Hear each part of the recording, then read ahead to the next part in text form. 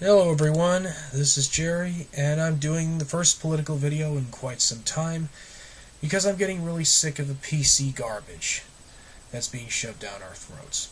The straw that broke the camel's back for me was Twitter's recent announcement of forming a so-called Trust and Safety Council, which are a panel of various groups on Twitter tasked with helping them combat abuse and harassment on Twitter, at least supposedly.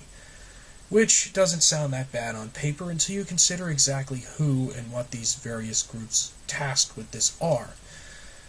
Two of said groups in particular give me pause. The first one being Feminist Frequency, which is an organization founded and led by professional, radical feminist liar and victim-monger Anita Sarkeesian, who is like a modern-day Jack Thompson except much worse. She's made her claim to fame by wanting to censor video games because most video games supposedly play on sexist, problematic tropes, and even started a YouTube video series called Women vs. Tropes in Gaming, which I have a link to in the description of this video, particularly this one about butts and how supposedly women's butts are emphasized and males are de-emphasized. But, you know, as for why she's doing this, I'm just going to let her speak for herself in the following clip. Everything is sexist, everything is racist, everything is homophobic, and you have to point it all out. Heard right, ladies and gentlemen. Everything is sexist, everything is racist, everything is homophobic, and you need to point it all out, even if it means tearing the First Amendment to shreds and slandering people. The second group is as Orwellian as it gets, and it doesn't get anywhere near as much outrage and attention as it should. And I'm unfortunately not joking that it's called the Dangerous Speech Project. I followed the link in Twitter's announcement of this policy, which is of course linked in the description of this video. And according to their website, as you see on the screenshot here, inflammatory public speech rises steadily before outbreaks of mass violence, suggesting it's a precursor or even a prerequisite for violence.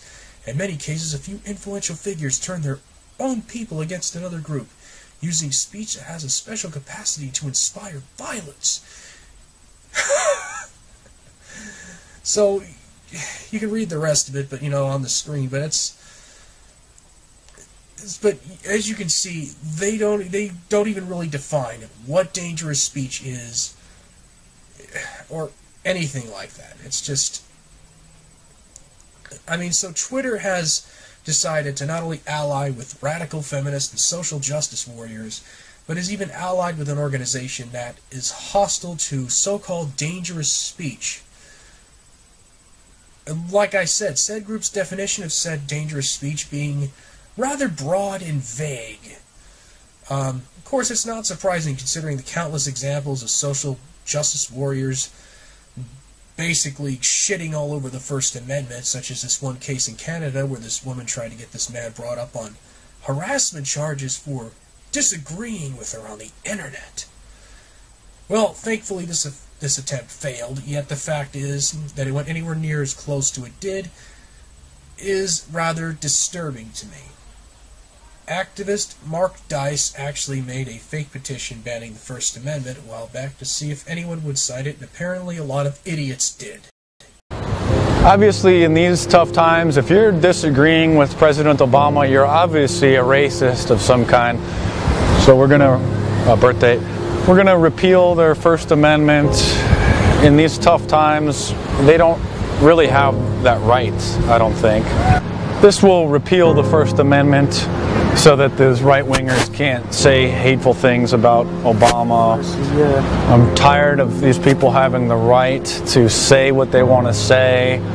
You disagree, you don't have the right to disagree with Obama these days in these tough times. Yeah. So, thank you for helping to support repeal. The rest of the video linked in the description, but you get the idea.